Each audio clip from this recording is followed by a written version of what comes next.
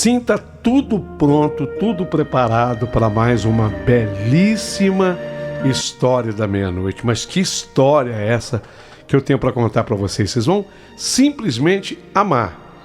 O Paulinho, a história é espetacular, é maravilhosa, é imperdível essa história. Mas antes de eu apresentá-la, eu preciso solicitar que você se inscreva no canal. Então você vem aqui, ouve a história, às vezes sai de fininho, né? Inscreva-se no canal. Não custa nada. É um gesto simples, mas muito significativo para o nosso canal. Por favor, seja bem-vinda, seja bem-vindo, se inscreva no canal. O outro detalhe que eu quero pedir é: seja membro do canal. Vai me dar uma alegria tão grande. Me dá esse presentinho, vai. Me dá esse presentinho, me faz esse carinho. Por favor, vem aqui, seja membro. Tem um custo, sim, de R$ 6,99 ao mês. Mas aí você para quando quiser. E é um custo apenas simbólico. Agora, se não puder, obviamente que não tem o menor problema. Perfeito? Muito bem. História de hoje. Meu Deus do céu. É a volta daquele querido amigo Valdo Rosário, aquele caminhoneiro. Que série de histórias que ele nos enviou. Ô Val, muito obrigado, viu? Tô pronto, tô preparado. Então eu digo a você: prepare o seu coração para a história que eu vou contar. Surgiu um Dodge Dart amarelo, surgiu aquele carro especial atrás do caminhão do nosso amigo Neno.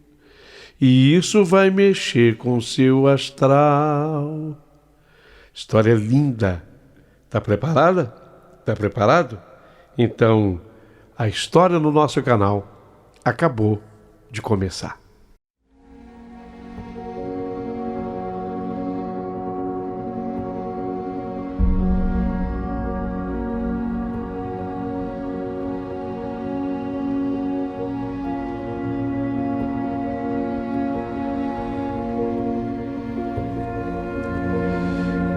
Meu querido amigo Paulinho Boa Pessoa, aqui é o Val do Rosário, o caminhoneiro seu amigo, que se propôs a contar uma série de histórias em que eu me envolvi e também histórias que envolveram meus amigos e irmãos de estrada. Esse relato de hoje é muito interessante. É um caso acontecido com o Neno. Seu nome em verdade é Nepomuceno Toledo Silva, mas ele sempre foi conhecido no trecho como Neno, o Neno do caminhão. Ele dirigia um Scania, mas o dele tinha um particular. O Scania do Neno era rosa. Quem visse de longe poderia até imaginar que ali estivesse uma caminhoneira ao volante. Mas era engano. Ali estava o Neno. E tudo isso tinha um porquê. Havia um motivo. E o motivo era muito diferente.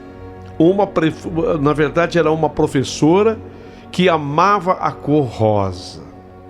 Essa professora era uma moça linda e acabou sendo descoberta por Neno. Infelizmente, ela só foi descoberta pelo Neno após a morte dela.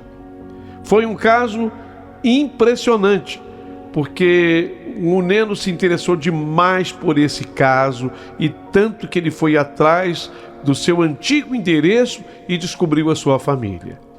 E aí passou, inclusive, a cuidar do túmulo dessa professora. O mais impressionante foi que ele descobriu que nesse túmulo passou a ter, mas isso só depois do enterro dessa professora, o que nós chamamos de um olho d'água. Isso mesmo. No túmulo dessa professora surgiu uma nascente. E Neno, devido ao seu amor pela professora, garante que essa água vem santificada do fundo da terra. Tanto que ele leva sempre consigo um corote cheio dessa água em seu caminhão. Ou pelo menos levava. E quando ele encontra um irmão de estrada que estivesse passando por algum problema, físico ou espiritual, ele oferece um pouquinho dessa água. E a depender da fé de cada um, essa água acaba tendo um efeito muito positivo. Mas afinal, haverá alguém que me fará a seguinte pergunta: agora, como foi? Ô Valdo Rosário, como foi que o Neno chegou a tudo isso? Um caminhão rosa, esse amor por uma professora, essa água santificada que ele descobriu. Eu queria entender isso. Bem, então nesse instante, eu quero pedir licença a vocês, porque quem passará a narrar a sua própria história é o Neno. Mas vocês vão ouvir uma das histórias mais misteriosas havidas numa estrada. Então ouça, preste atenção.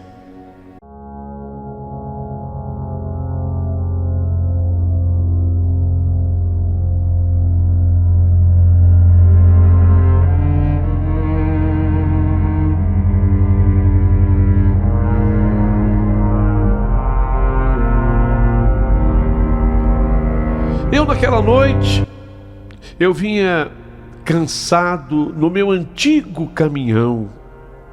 Era um Mercedes-Benz cara chata. Eu estava carregado, o caminhão vinha lento devido ao peso, e eu enfrentava um trecho de subidas íngremes. O que compensava às vezes eram as boas descidas que eu tinha pela frente. Eu já estava me aproximando do meu objetivo. Eu queria chegar à Ilha do Bananal. Essa ilha é linda. Nossa, é uma reserva, inclusive natural, a coisa mais linda. Fica em Tocantins. Aquele era o meu destino. Eu estava disposto a parar. Eu rodava muito por aquele trecho e sabia haver por ali uma pousada, ficava lá na Ilha do Bananal, uma pousada que era tocada pelo seu Agenor. Um homem bom que sabia como ninguém recepcionar os caminhoneiros. E eu não via a hora de chegar lá na pousada do seu Agenor, na Ilha do Bananal, tomar um banho gostoso. Aquela noite era uma noite de lua minguante e, portanto, bem escura a noite, o que fazia luzir um lindo céu de estrelas. A chegada à pousada do seu Agenor nunca fora por mim tão desejada, sem contar uma coisa que acontecia nessa pousada. Ali perto da pousada do seu Agenor tinha uma índia. Aquela índia havia abandonado a sua tribo e eu tinha assim um teretetê com a índia. A gente... Desde que eu havia me separado, eu tinha assim um teretetê com ela, a gente se namorava, mas veja, não que houvesse um compromisso entre mim e ela, mas sempre que eu passava na Ilha do Bananal, sobrava carícias, sobrava beijos, sobravam abraços, se é que vocês podem me entender. Nós passávamos momentos assim muito agradáveis juntos. Ela fazia aquilo tudo que eu gostava e eu procurava corresponder a tudo. Mas, vocês entenderam? Eu estava separado. Aliás, isso tem que fazer parte da minha história. Eu vinha de um casamento desfeito. Eu estava naquele momento com os meus 43 anos à época. E eu havia me separado, havia cerca de 5 anos que eu estava separado. Eu não estava feliz no aspecto amoroso, não. Eu sentia ainda um vazio. Eu estava consciente de que o casamento não havia dado certo. E isso me doía demais, era frustrante demais, até porque eu tinha uma filha por quem eu sentia um imenso amor. Um grande amor.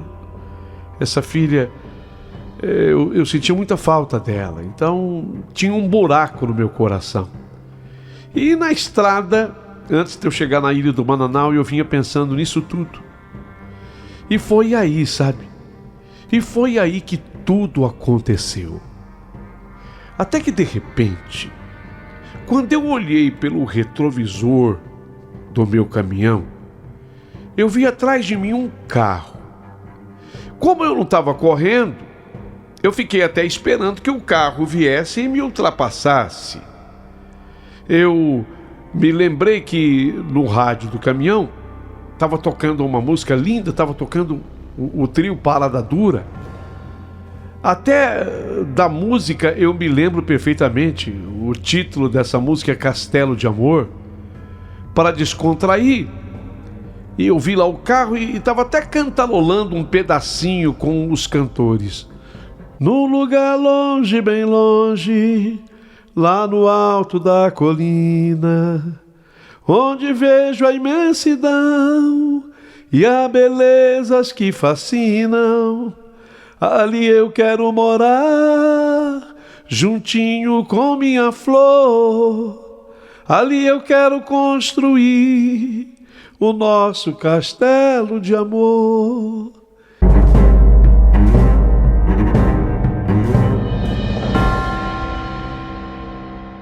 Eu vinha cantando, estava descontraído, pensando no casamento desfeito, pensando na chegada na Ilha do Bananal, na Bartira, a Índia, que com certeza, quando soubesse que eu havia chegado, viria me encontrar.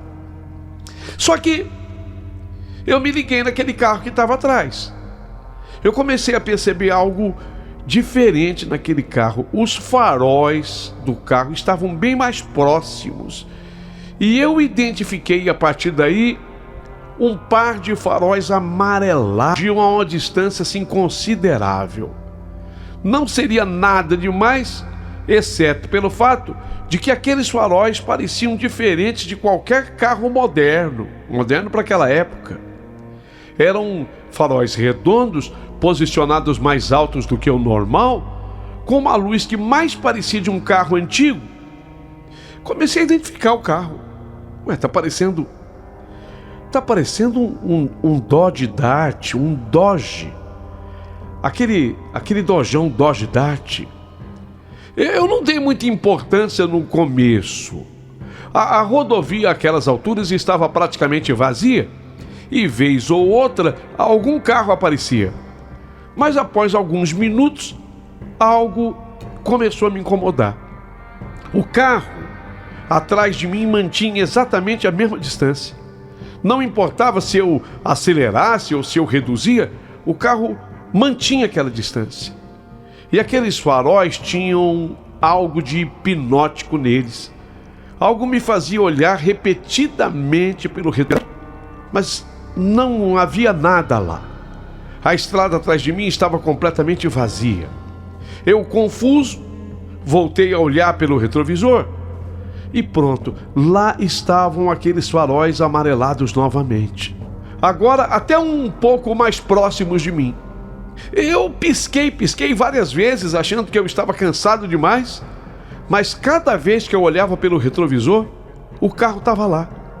E cada vez que eu olhava diretamente para trás, a estrada estava vazia. Eu aumentei o volume do rádio e eu abri um pouco a janela, deixando o ar fresco e até meio friozinho da noite entrar para me manter alerta. Mas os faróis continuavam lá, refletidos no retrovisor. E agora eu podia distinguir mais detalhes do carro. Nossa, é um Dodge Dart mesmo.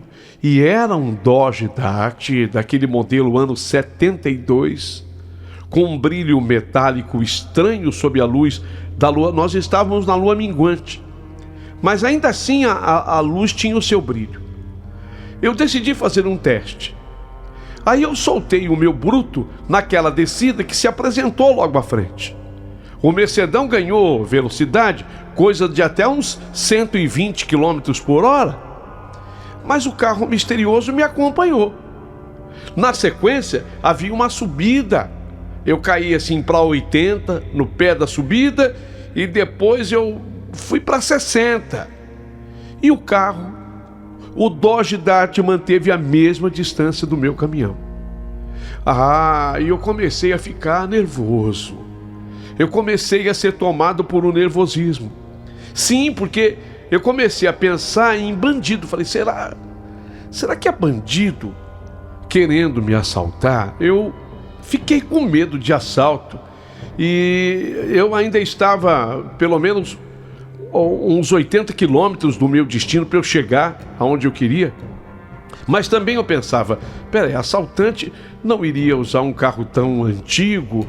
E olha, dentro de um nervosismo, eu resolvi até fazer um teste. Falei, quero ver se é gente que está me seguindo mesmo, se é gente mal intencionada. O que eu fiz? Eu fiz uma coisa meio que sem pensar. Eu freiei assim, de uma maneira brusca até o caminhão, dentro daquilo que era possível. Eu dei uma freada boa. E pelo retrovisor eu vi o carro continuar na mesma velocidade, não diminuiu. Aproximando-se, portanto, desta vez, bem rapidamente da minha traseira. Eu até fechei os olhos, esperando que houvesse ali uma batida na minha traseira. Mas não, nada aconteceu. Quando eu olhei novamente, o carro estava lá, mais próximo do que nunca. E tão perto agora que eu podia ver o interior do carro através do para-brisa.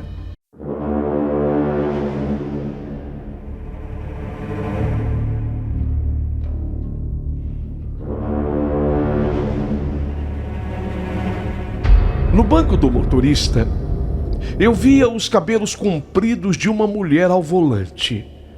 Mas eu não via o rosto dela. Até porque o cabelo era muito volumoso e parecia esconder o rosto. Mas quando eu vi que era uma mulher ao volante, eu tirei da minha cabeça a ideia de assalto. Até porque não havia mais pessoas dentro do carro. Era uma mulher.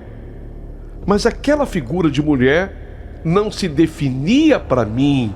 Era misteriosa, muito misteriosa. Em alguns momentos me dava a impressão de que ela desaparecia até.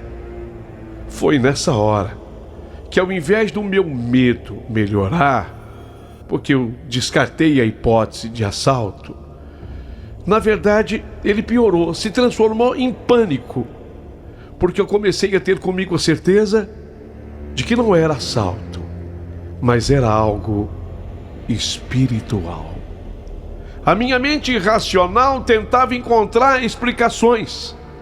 Reflexo de outro carro, alucinação, efeito do cansaço, coisas produzidas pela minha imaginação, pelo meu cansaço, pela minha mente. Eu estou tendo uma ilusão de ótica, pode ser. Mas nada explicava o que eu estava vendo. Bom, aí não foi apenas ver, mas foi também o ouvir, porque o meu rádio começou a falhar. A música que estava tocando foi substituída por um barulho estranho primeiro, uma estática de rádio. E aí parece que houve uma mudança de estação sem eu mexer no rádio. No mesmo instante, as luzes do painel do meu caminhão começaram a piscar e eu comecei a sentir um cheiro forte de gasolina, um cheiro muito denso de gasolina, mas era um cheiro forte mesmo. Isso se misturou a um odor metálico que lembrava sangue. Uma placa na estrada indicava Ilha do Bananal, meu destino, a 40 quilômetros. Mas nunca aquela distância para mim me pareceu tão longa. E nunca o retrovisor do meu caminhão pareceu tão ameaçador. Em determinado momento, o desespero deu lugar a uma estranha calma. Eu senti uma calma, talvez até pelo meu cansaço, talvez pelo meu medo. Eu comecei a aceitar aquela presença fantasmagórica atrás de mim. Eu comecei a aceitar que aquilo era espiritual. E comecei a querer entender que qualquer manifestação espiritual, ela tem um limite. Ela não pode nos tocar. Eu pelo menos acreditava nisso. Mas o carro agora estava tão próximo que eu podia ver cada detalhe pelo retrovisor. Os cromados envelhecidos. O Dodge Dart, ele era amarelo e ele tinha o teto em vinil preto. Foi nessa hora que o carro saiu para outra pista. Ele estava assim atrás de mim, mas ele saiu totalmente para outra pista. E até pensei que finalmente seria ultrapassado, porque ele foi passando a minha carroceria e ele praticamente foi se colocando na lateral da boleia do meu caminhão. Mas, olha, até me deu a impressão que o carro havia saído porque ele queria se mostrar um pouco mais. E eu vi que para combinar com o teto de vinil preto, havia também uma faixa preta na lateral do Dodge Dart. Olhei novamente dentro do carro. Não havia de fato mais ninguém, a não ser a motorista. Era uma mulher. Eu vi a silhueta da mulher, com os seus cabelos longos, dirigindo. E a balançar perto daquela mulher, um pequeno rosário pendurado no retrovisor interno do carro. Eu mantive a minha visão no interior do carro por uns instantes, mas do nada as coisas começaram a mudar. Quando minhas vistas vieram para o lado de fora do carro, eu vi coisas diferentes. Eu vi primeiro uma marca de amassado na lateral direita do carro. Foi quando notei algo mais perturbador ainda. A cada vez que eu olhava no retrovisor, o Dodge Dart, ele parecia um pouco mais danificado. Primeiro, alguns arranhões no capô, depois o para-choque amassado. Em seguida, eu olhei no para-brisa, o para-brisa estava todo trincado. O rádio, o do caminhão, agora alternava entre estática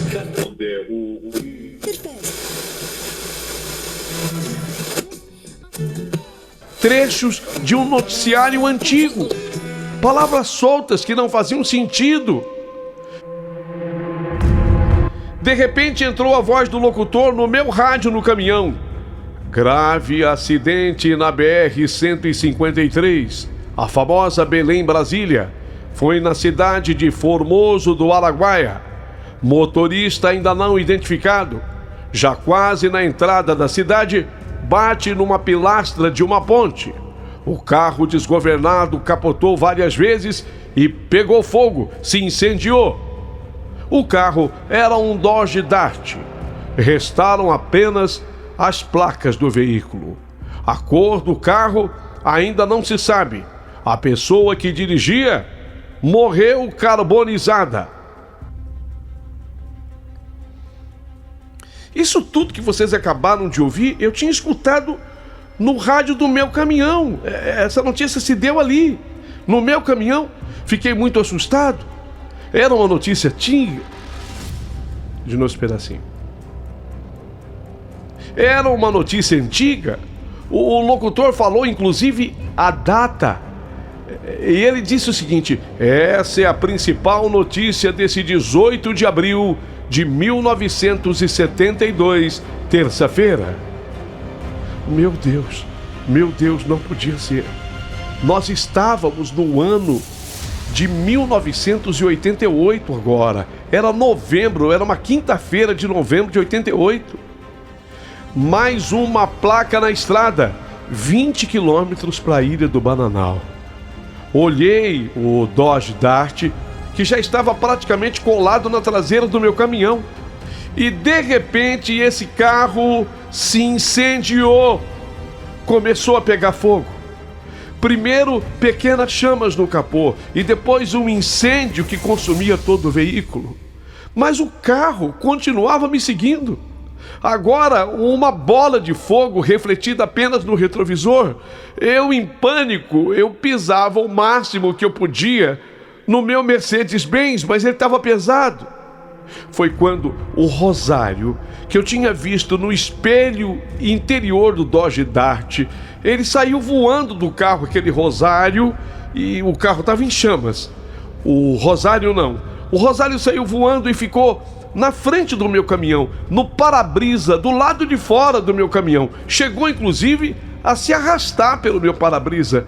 E depois de um tempo, esse rosário voou, subindo como se fosse um pássaro noturno. No mesmo instante, eu olhei para ver o carro em chamas, mas o carro havia desaparecido. Finalmente, eu cheguei em Formoso do Araguaia, cidade do meu destino. Parei o caminhão no pátio da empresa para ser descarregado e tentei dormir na boleia.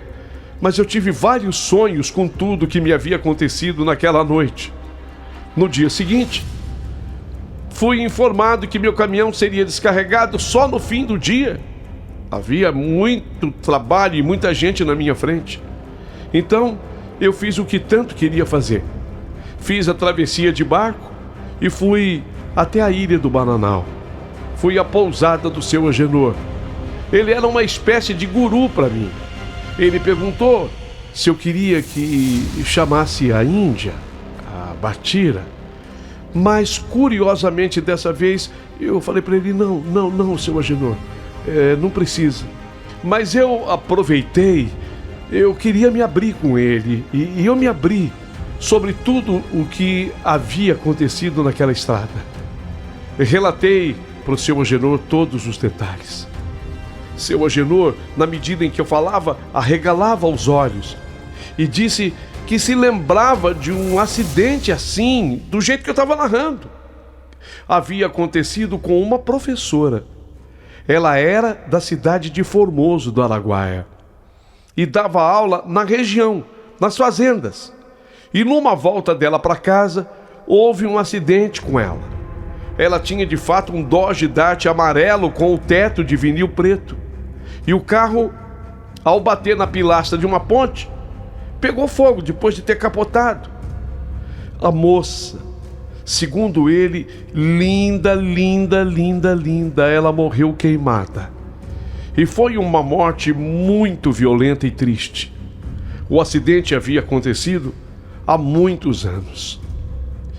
Meu Deus, seu Agenor, então isso aconteceu? E ele de fato confirmou, embora não tivesse mais detalhes.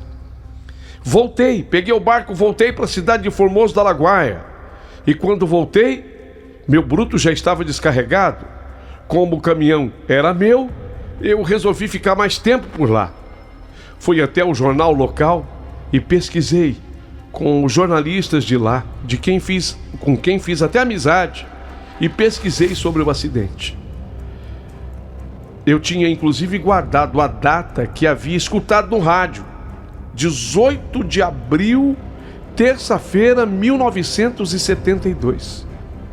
O pessoal do jornal achou no arquivo. Eu peguei o endereço da família, mas a família já não morava mais por lá. Embora a moça, cujo nome agora eu sabia era Elisa, estivesse sepultada no cemitério local. Eu fui fazer uma visita ao túmulo que estava totalmente abandonado. E foi nessa hora que eu notei um olho d'água saindo do terreno da sepultura. Achei que fosse cano estourado, mas eu estava enganado. Era uma pequena fonte. Fiquei impressionado com aquilo. Eu peguei um pouco daquela água e bebi um gole. Curiosamente, eu me senti melhor do que eu estava depois de ter tomado um gole da água. No antigo endereço da família, eu fui informado que a família havia se mudado para a cidade de Pium. Pium é uma cidade próxima de lá. Peguei um endereço em Pium, peguei o caminhão e fui para lá. Fiz contato então com os pais de Elisa. E aí eu fiquei sabendo muito sobre a vida dela. Ela era uma moça especial, uma professora muito dedicada a seus alunos, e desde menina a Elisa dizia que um dia ela iria se casar com um caminhoneiro. Mas lamentavelmente isso não chegou a acontecer, porque ela morreu solteira, morreu quando contava 27 anos de vida. Muito moça ainda. Ela dizia para os pais que tinha loucura para ter um caminhão e que esse caminhão seria rosa, a cor da sua preferência. Ela tinha paixão, tudo dela era rosa. Os pais de Elisa ficaram também bastante emocionados com tudo o que eu falei sobre os fatos vividos na estrada. E eu conheci a Elisa através do álbum de fotografias.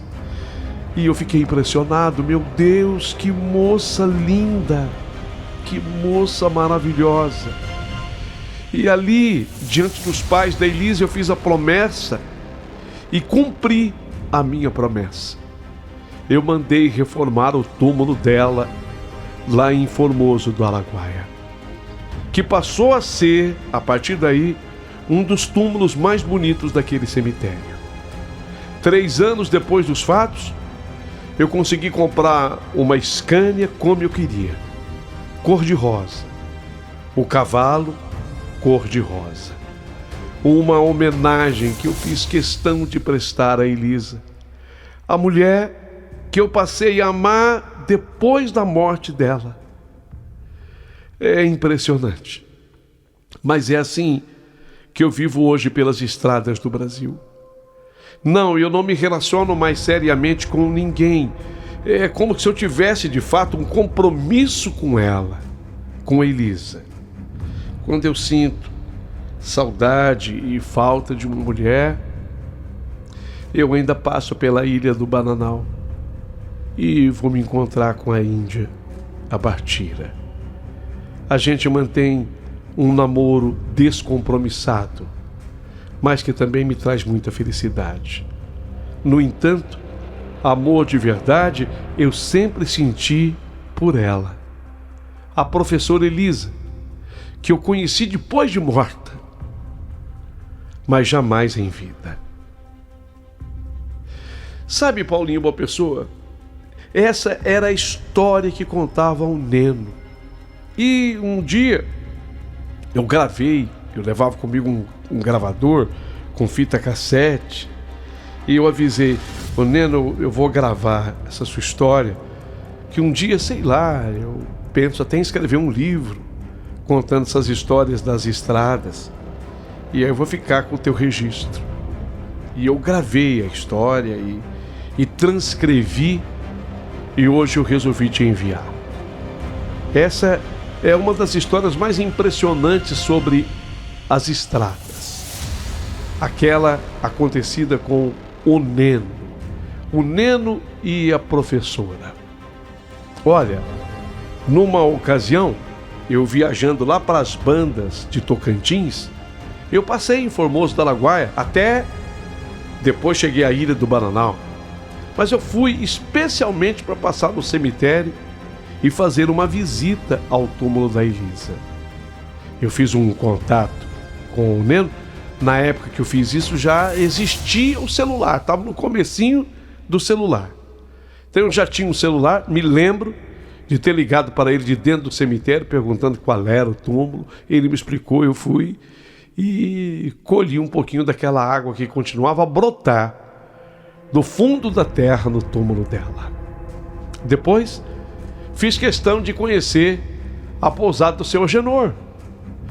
E indo lá, eu acabei conversando também com Bartira, a índia, que eu sabia que era a namorada sem compromisso do Neno. Fiz tudo isso como um repórter faria, apenas na comprovação e na confirmação da história que hoje eu lhe conto. Apesar de que não havia a menor necessidade, porque eu tinha plena confiança no Neno. Irmãos de estradas não mentem um para o outro. Agradeço demais a atenção de vocês, e se estiverem gostando da minha série de histórias, prometo voltar para contar outras acontecidas comigo e acontecidas no trecho. Assinado Val do Rosário.